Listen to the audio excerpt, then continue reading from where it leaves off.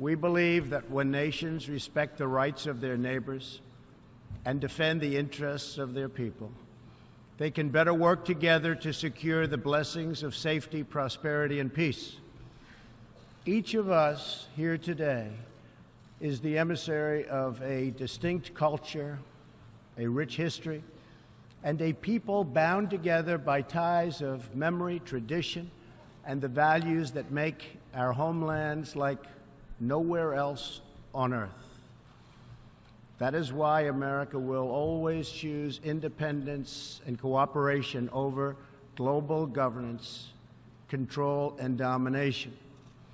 I honor the right of every nation in this room to pursue its own customs, beliefs, and traditions.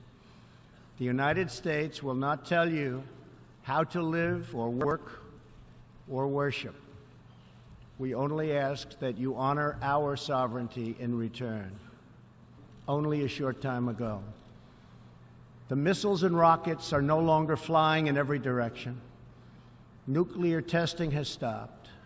Some military facilities are already being dismantled. Our hostages have been released, and as promised, the remains of our fallen heroes are being returned home to lay at rest in American soil. Ultimately, it is up to the nations of the region to decide what kind of future they want for themselves and their children. As my administration has demonstrated, America will always act in our national interests. So the United States took the only responsible course. We withdrew from the Human Rights Council, and we will not return until real reform is enacted. For similar reasons, the United States will provide no support in recognition to the International Criminal Court. As far as America is concerned, the ICC has no jurisdiction, no legitimacy, and no authority.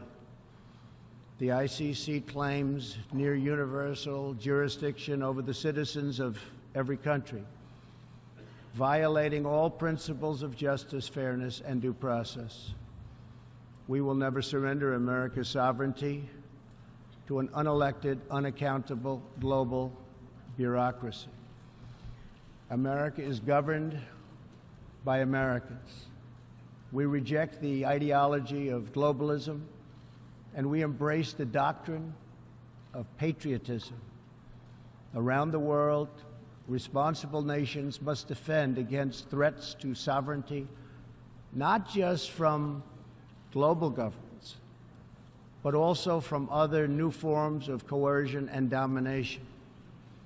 In America, we believe strongly in energy security for ourselves and for our allies.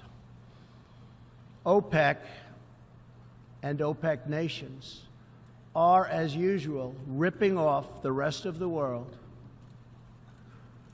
and I don't like it. Nobody should like it. We defend many of these nations for nothing, and then they take advantage of us by giving us high oil prices. Not good. We want them to stop raising prices. We want them to start lowering prices, and they must contribute substantially to military protection from now on. We are not going to put up with it, these horrible prices, much longer. Reliance on a single foreign supplier can leave a nation vulnerable to extortion and intimidation. That is why we congratulate European states such as Poland for leading the construction of a Baltic pipeline so that nations are not dependent on Russia to meet their energy needs. Germany will become totally dependent on Russian energy if it does not immediately change course. We recognize the right of every nation in this room to set its own immigration policy in accordance with its national interests, just as we ask other countries to respect our own right to do the same, which we are doing. That is one reason the United States will not participate in the new global compact on migration. Migration should not be governed by an international body unaccountable to our own citizens. As for Americans, we know what kind of future we want for ourselves. We know what kind of a nation America must always be. In America, we believe in the majesty of freedom and the dignity of the individual.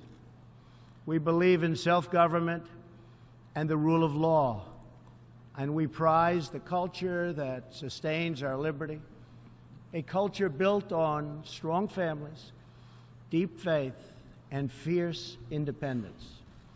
We celebrate our heroes. We treasure our traditions.